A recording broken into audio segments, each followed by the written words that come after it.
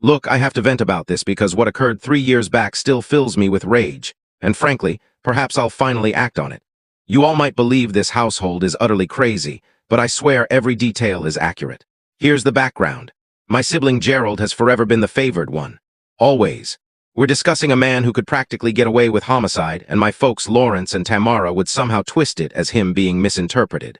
On the other hand, I'm the household letdown who evidently can't succeed at anything, despite having a steady career, possessing my home, and caring for my special needs child Patrick without requesting aid from them. 3 years prior, things spiraled into total chaos. Gerald's spouse Brenda received a breast cancer diagnosis, stage 2, requiring operation and treatment, the entire ordeal. You'd assume this is when a responsible spouse rises to the occasion, correct? Incorrect. This jerk concluded that managing his ill partner was overly taxing, so he began an affair with a lady from his fitness center named Lee. And it's not some fleeting fling. This guy was staying over at her residence while his spouse was undergoing actual chemotherapy, but hold on, it escalates. Lee wound up expecting. As Brenda battles for survival, this lady is pregnant with my sibling's child, and the whole family was aware. Not me, however. I was kept unaware because supposedly I'm not reliable for family confidences. This is where my folks truly revealed their nature. Rather than being appalled that their offspring was betraying his cancer-fighting wife, they were delighted. My mother Tamara kept raving about how Gerald merited joy and how Lee was such a gift in his existence. My father Lawrence actually stated the infidelity was likely the greatest event in Gerald's life since now he'd have motivation to begin anew. They purchased them a residence. A real residence. Initial payment, final fees, everything. A 4-bedroom traditional in the upscale area because their upcoming grandkid required a suitable dwelling. Meanwhile, Brenda is residing with her sibling because Gerald evicted her from their flat so Lee could relocate there. Now here's the segment that truly infuriates me. My child Patrick has autism and ADHD. He's 8 and he's the most wonderful youngster you'll encounter, but he requires occupational sessions and speech sessions to aid his growth. The appointments run about $800 monthly post-insurance, and my former spouse and I shared it. But she relocated nationwide for employment and ceased contributing. I was coping, but it was strained. I erred by requesting my folks if they could assist with Patrick's session expenses, just briefly, until I sorted alternatives. Want to hear their response? My mother stared right at me and questioned why they'd squander funds on a child who'd never be typical anyhow. She claimed Patrick was already flawed like me, and they weren't tossing good funds after poor. Then she truly struck hard. She stated Gerald produces lovely, intelligent offspring, but I created a child who's never going to achieve much and will likely reside in my cellar eternally. My father chuckled, genuinely chuckled. He remarked special needs is merely a term for upcoming failure and the fruit doesn't drop far from the trunk. I presented them Patrick's school advancement documents. This child had advanced from scarcely talking to reading on level in half a year. His instructor noted he was among the most diligent pupils they'd witnessed. My mother skimmed the documents and said I must cease feigning he'll ever succeed and that they weren't financing another era of defeat. But the utter worst, they informed our wider relatives not to squander funds on presents for Patrick's birthday events since he wouldn't comprehend them anyhow. Then they shared everywhere on online platforms about being fortunate with their ideal grandkids. But solely Gerald's children appeared in those shares. Patrick could as well be invisible. The tipping point arrived last December. Patrick experienced a convulsion at school. He occasionally has them when he's stressed or overexcited. The institution phoned me during work and I hurried to collect him. He was frightened and puzzled, inquiring why his mind felt odd. I contacted my folks to inform them of the incident, assuming perhaps they'd wish to verify on him. It emerged they were at Gerald's gender announcement celebration for his second child with Lee. My father messaged back stating my flawed child was having problems once more, and I should manage it alone, as they were occupied commemorating actual grandkids. That's when I truly grasped who these individuals were. I messaged back that my offspring was ideal, but gratitude for displaying their genuine nature. Now here's what they remain unaware of. I'm not some pushover who's simply going to endure this indefinitely. You see, I've been scheming something for 3 years now. Each affront, each harsh remark, each instance they selected Gerald over Patrick, I've been constructing toward this instant. They view me as the household flop who merely accepts what they serve, but they lack any notion of what's approaching. I've been taking additional hours, accumulating funds, and arranging matters. You see, my folks are aging, and they've executed some curious monetary choices throughout the years. They refinanced their home twice to finance Gerald's way of life. Initially, the initial payment on his residence, then his marriage to Lee, then another borrowing when Gerald's enterprise began faltering. They're surviving check to check, but they maintain facades. Gerald isn't faring much superior. His fitness center collaboration dissolved, Lee's been expending cash wildly, and they have 2 children now with another incoming. That residence my folks acquired for them. They can scarcely cover the bills and levies. But here's the aspect none of them comprehend yet. I know precisely where they're exposed, and I know precisely how to make them grasp what it feels like to be powerless. They're going to discover what occurs when you tamper with someone's offspring. The calls commenced yesterday. My mother phoned me weeping, stating they need to converse about Patrick and how they've been reconsidering matters differently. Gerald messaged me inquiring if we could convene soon to review household matters. Yeah, I wager they desire to converse, because I believe they're beginning to realize that their ideal small realm isn't as safe as they believed. This is merely the start. Are you folks prepared for this journey? Update 1. I cannot fathom what just transpired at supper this evening. Recall how I mentioned my mother phoned sobbing and Gerald wanted to convene? Well, they arranged this entire household supper at my folks' residence, and I knew precisely what they were attempting. They assumed they could sway me into retreating from whatever they presumed I was plotting. Huge error. So first, allow me to explain what's been occurring covertly since my prior message. You see, my folks don't know this, but I've been acquaintances with their monetary consultant Jose for roughly 15 years. We attended secondary school together, and he's been managing their pension funds and asset collection since 2018. Jose isn't meant to reveal client details, but let's say he's been highly worried about some latest shifts in their economic status. Evidently, my folks have been selling off assets non-stop to cover Gerald's outlays. The initial payment on Gerald's residence, his unsuccessful commercial endeavor, the nuptial expenses for him and Lee, health charges when their coverage wouldn't include some treatment for their initial child. It's been draining them completely. Jose informed me they've extracted almost $60,000 from their pension in the last 2 years solely, and that's excluding the refinancings on their residence. But here's the punch. Jose also oversees Gerald's commercial accounts, and that fitness center collaboration that allegedly collapsed. Gerald didn't merely forfeit money. He owes his previous associate nearly $30,000 from gear borrowings and rental contracts. The fellow has been warning of judicial proceedings for months. So when I entered my folks' residence for this supper, I already knew they were frantic. I just wanted to observe how they'd handle it. The entire household was present. Gerald and Lee with their 2 children, my folks, and they'd even welcomed my Aunt Brittany, likely assuming she'd assist in shaming me into whatever they desired. Patrick was with his mother for the weekend, which was probably optimal given what was about to transpire. My mother began with the phony, worried parent act. She said they'd been reflecting extensively about our discussion, and they recognized they might have been overly severe about Patrick's circumstances. She wanted to review methods the household could be more helpful moving ahead. Gerald interjected with this entire monologue about how household is paramount, and occasionally individuals utter things impulsively they don't truly intend. He said they all adore Patrick and desire what's optimal for him, and perhaps they could arrange something concerning his session expenses. I just remained seated and permitted them to speak. Lee was agreeing along as if she genuinely cared, which was amusing considering she's never even encountered Patrick.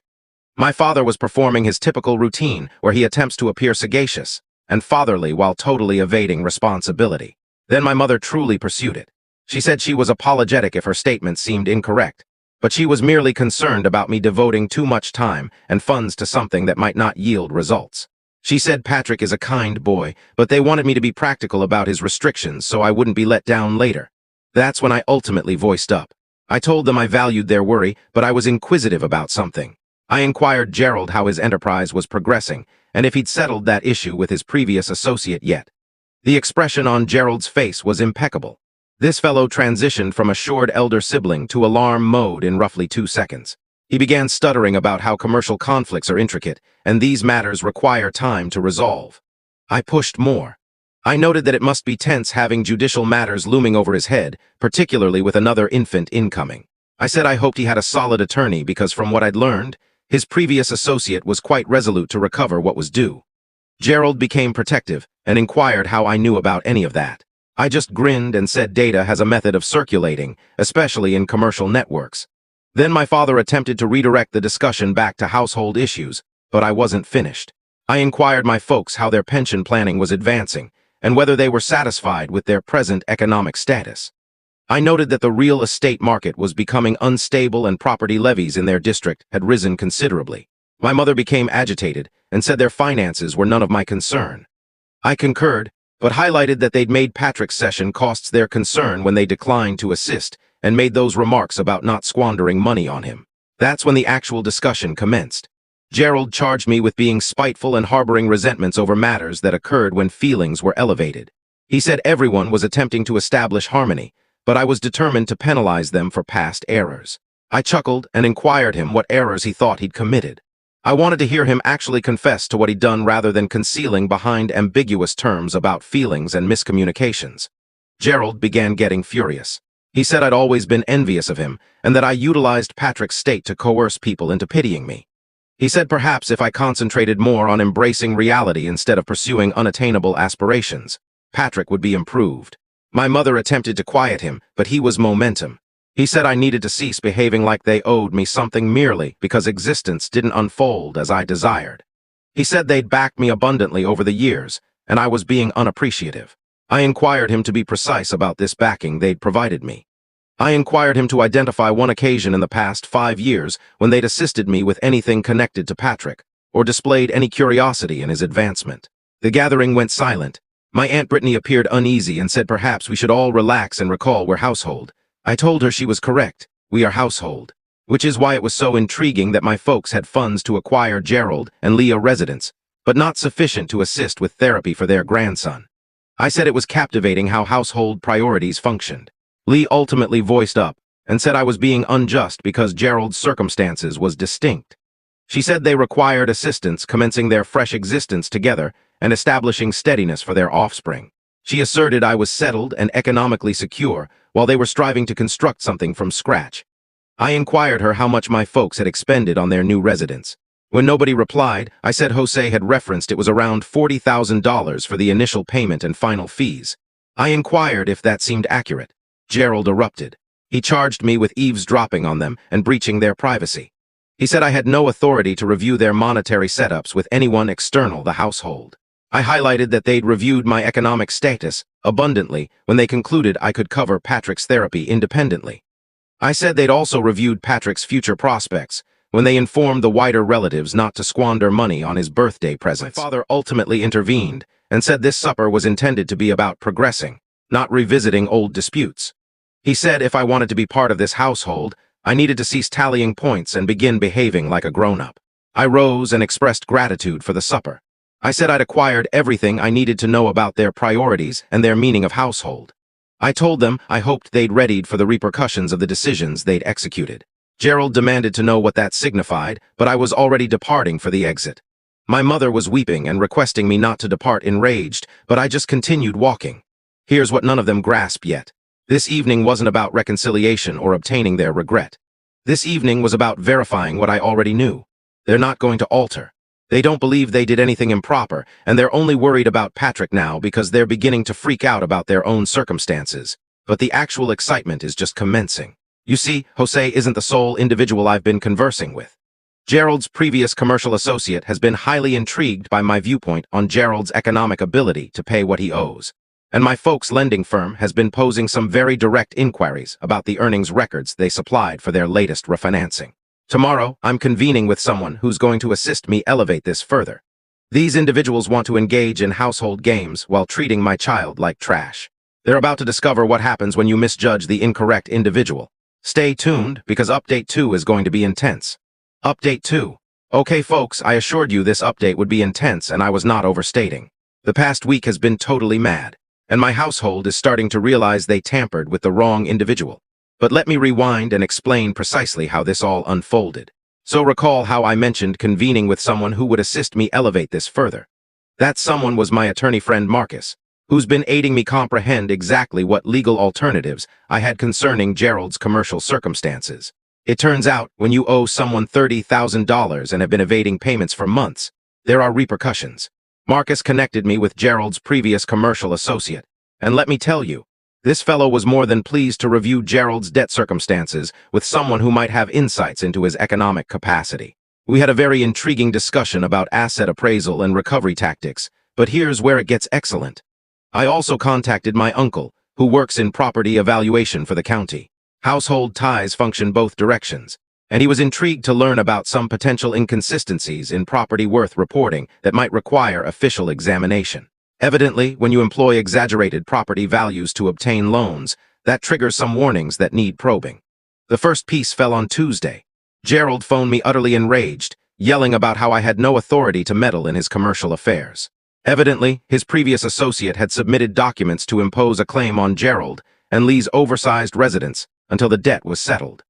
Gerald was insisting I halt whatever I'd initiated. I permitted him to rant for about 10 minutes before I posed him a straightforward query. I said, if he thought I was meddling now, over $30,000 he rightfully owed someone. What did he think would occur when I truly commenced? Gerald attempted to reverse it on me, saying I was ruining his household over minor resentments, and that his children would endure because of my self-centeredness. He said I was no superior to him if I was prepared to harm innocent offspring to retaliate against their parents. I inquired him if Patrick wasn't an innocent offspring when they declined to assist with his therapy.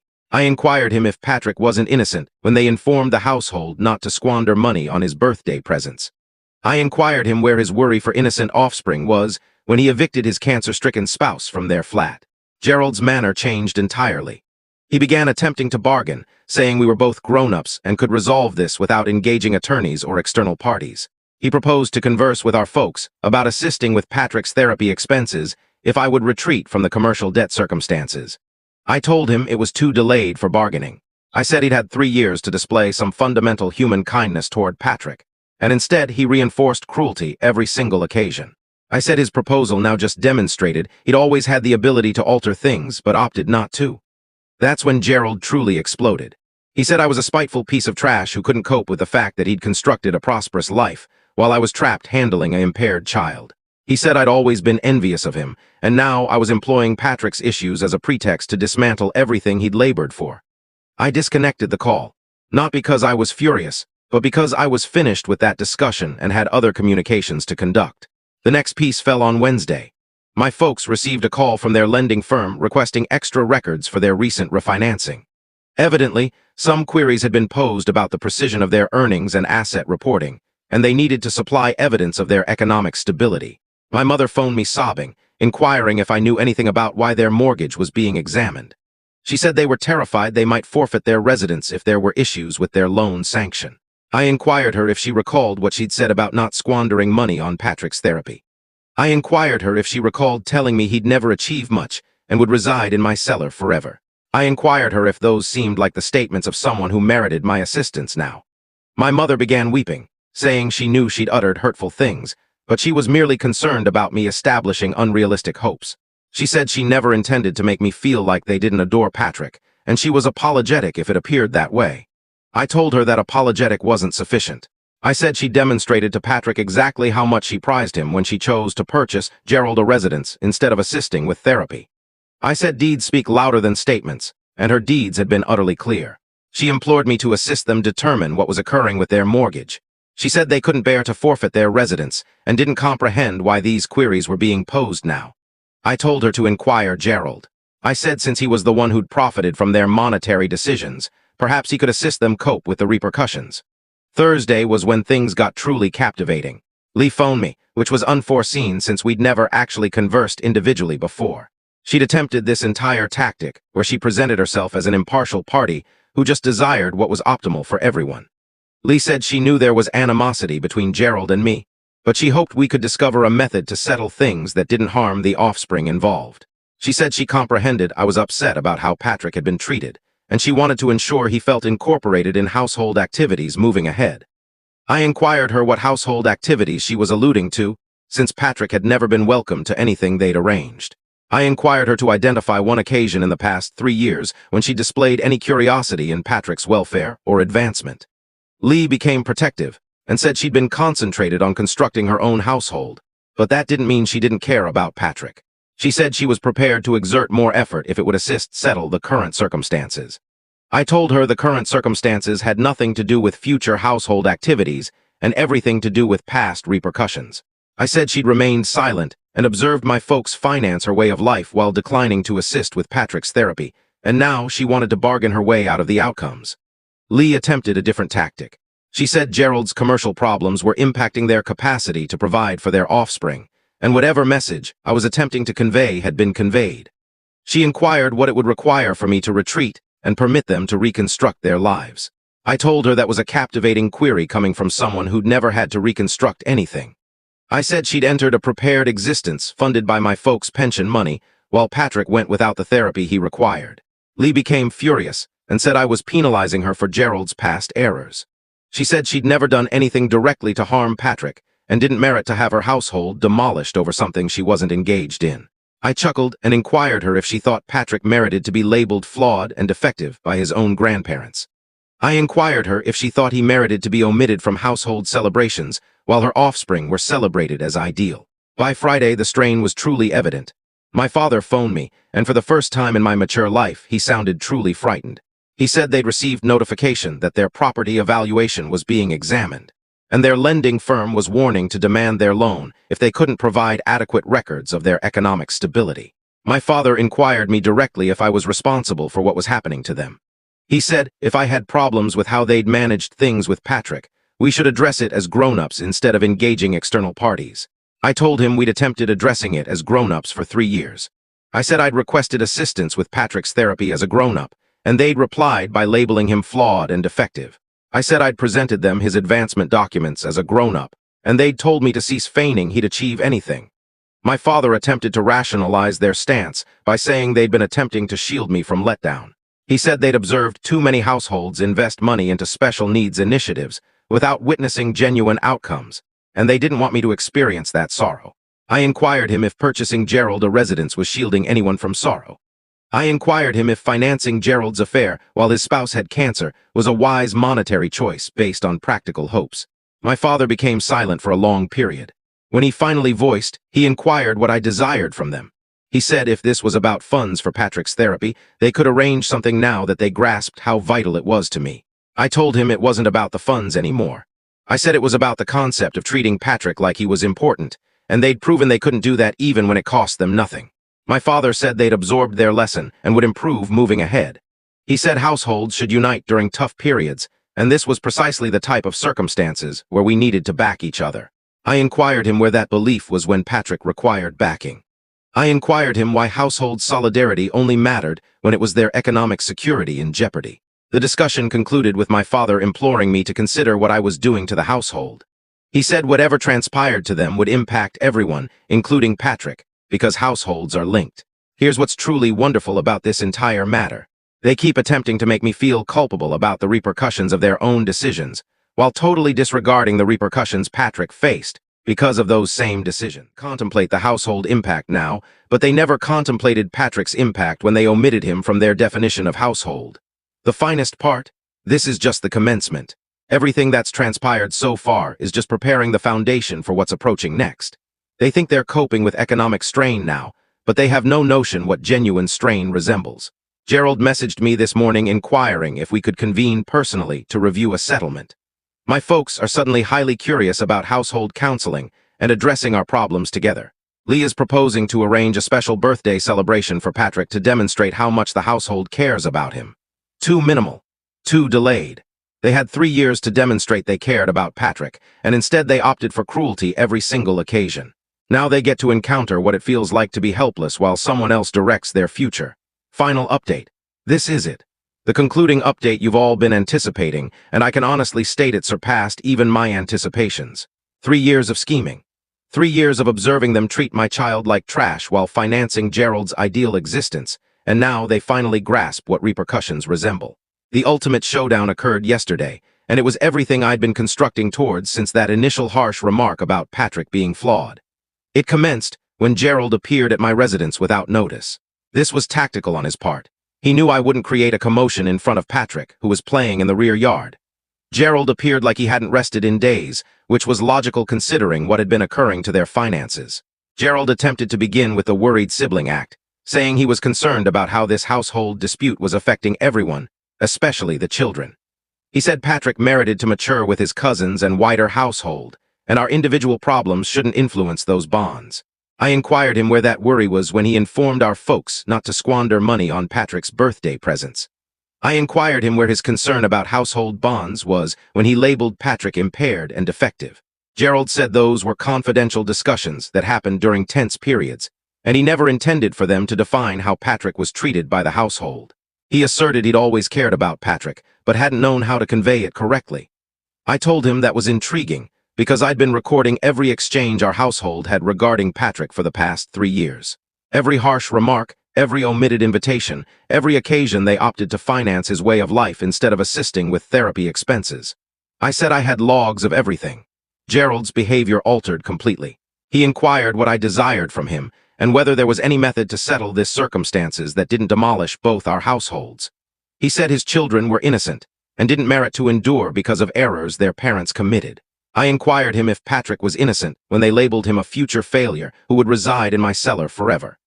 I inquired him if Patrick merited to endure because of the errors his father committed in expecting fundamental human kindness from his household. That's when Gerald finally displayed his genuine nature again.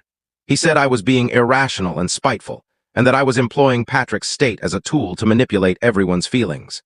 He said typical households resolve their problems instead of attempting to demolish each other economically. I inquired him to define typical households for me. I inquired him if typical households have affairs while their spouses battle cancer. I inquired him if typical households evict ill partners so lovers can relocate. Gerald became furious and said his marriage circumstances was complex, and I had no authority to judge choices I didn't comprehend. He said Brenda had become aloof and chilly during her treatment, and he needed emotional backing that she couldn't supply. I inquired him if Patrick had been aloof and chilly when he needed therapy. I inquired him what emotional backing my 8-year-old child had received when his own grandparents labeled him flawed. The discussion was disrupted when my folks arrived. Evidently, Gerald had messaged them that he was at my residence attempting to resolve things. My mother was carrying a packaged gift for Patrick, and my father had a binder of documents. My mother immediately began weeping and saying she'd brought Patrick a unique present to demonstrate how much she adored him. She said she'd been reflecting about our discussions and realized she'd uttered hurtful things she didn't intend. She wanted to rectify it. I inquired her what had altered in the past week to suddenly make her realize Patrick was important. I inquired her if it was the lending firm questioning their economic stability that enlightened her to his worth. My father interjected with the documents, saying they'd been collaborating with their monetary consultant to determine how they could assist with Patrick's therapy expenses moving ahead. He said they'd reorganize some assets and could contribute $500 monthly starting right away. I examined the papers. They were financial statements showing they'd sold off their remaining pension assets to liberate cash. They'd essentially depleted their savings to attempt to negotiate their way out of this circumstances. I told them it was captivating that they'd suddenly discovered funds for Patrick after 3 years of asserting they couldn't afford to assist. I inquired them what had made them so benevolent all of a sudden. My mother said they'd realized they'd been incorrect about Patrick's potential and wanted to back his development correctly. She said households commit errors, but they also absorb and evolve from them. I inquired her if she'd absorbed and evolved when she informed relatives not to squander money on Patrick's birthday presents. I inquired her what kind of evolution led to omitting him from household images and online shares about grandkids. My father attempted to seize control of the discussion by saying we were all grown-ups who could surpass prior miscommunications if everyone was prepared to compromise. He said he'd conversed with Gerald about the commercial debt circumstances, and they were ready to assist him settle that as well. I inquired him how they planned to assist Gerald when they just depleted their savings. I inquired him what they would use to make their mortgage payments if their loan was demanded due to economic instability. The glance that exchanged between my folks and Gerald was invaluable. They realized I knew precisely how unstable their economic circumstances had become. Lee arrived about 20 minutes later, and she brought support, my Aunt Brittany, and 2 of Gerald's companions who were supposed to be integrity endorsers or something. This was their concluding frantic maneuver to overpower me with individuals pleading Gerald's case. Lee immediately entered full manipulation mode, discussing how their offspring would be without shelter if Gerald's commercial debt couldn't be settled. She said I was penalizing innocent infants for their father's past errors. I inquired her if Patrick was an innocent infant when she relocated into a residence purchased with money that could have covered years of his therapy. I inquired her what errors she thought Gerald had committed, since she seemed to be admitting he'd done something improper. Lee said Gerald had committed lapses in judgment during a challenging period in his prior marriage, but that didn't warrant demolishing the existence they'd constructed together. She said their offspring merited steadiness and protection. I told her that was exactly what Patrick merited 3 years ago, but nobody in this space had cared about his steadiness and protection when there was a choice between assisting him or financing her new existence with Gerald. My Aunt Brittany attempted to act as mediator by saying everyone had uttered and done things they rued, but household meant pardoning each other and progressing united. She said Patrick needed his wider household in his existence. I inquired her where Patrick's wider household was when our folks informed everyone he wasn't worth expending money on. I inquired her why she'd never once contacted to verify on his advancement or attend any of his school occasions. Gerald's companions attempted to endorse his integrity, saying he was a fine parent who'd committed some poor choices, but was attempting to improve now. They said everyone merited another opportunity. I inquired them if they'd give Patrick another opportunity to have grandparents who didn't label him defective. I inquired them if Patrick merited another opportunity to be treated like he was important to his household. That's when the genuine desperation began emerging. My father proposed to transfer partial possession of their residence to help secure Gerald's debt payments. My mother said she'd obtain a personal borrowing against their remaining assets to fund Patrick's therapy through secondary school. Gerald proposed to publicly regret to Patrick and ensure he was incorporated in all future household occasions. Lee said she'd arrange unique excursions just for Patrick to demonstrate how much the household prized him. I inquired them why these resolutions were only emerging now, when their own economic security was jeopardized. I inquired them why Patrick's worth to the household seemed directly linked to their need for my compassion. My mother collapsed entirely and confessed that they'd been incorrect about everything. She said she'd permitted her fears about Patrick's future to obscure her judgment, and she'd uttered terrible things because she was afraid of seeing me let down if his advancement stalled. I inquired her if she thought Patrick felt let down when his grandmother labeled him flawed. I inquired her if she thought he felt afraid when his household omitted him from celebrations and gatherings.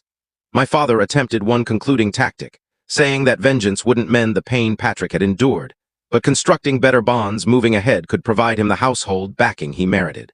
I told him he was utterly correct that vengeance wouldn't mend Patrick's pain, but it would guarantee that the individuals who caused that pain faced suitable repercussions for their choices. I rose and told them they had 15 minutes to depart my property. I said their sudden worry for Patrick was directly proportional to their panic about their own situations, and that informed me everything I needed to know about their priorities. Gerald inquired what would occur if they couldn't settle their economic problems. He inquired if I was truly ready to observe the household forfeit everything over statements that were uttered in fury years ago. I told him those weren't statements uttered in fury. They were deliberate, repeated choices to treat Patrick as less valuable than Gerald's other offspring. I said they'd had 3 years to display fundamental human kindness, and they'd opted for cruelty every single occasion. My mother made one last frantic plea, saying she'd do anything to rectify this.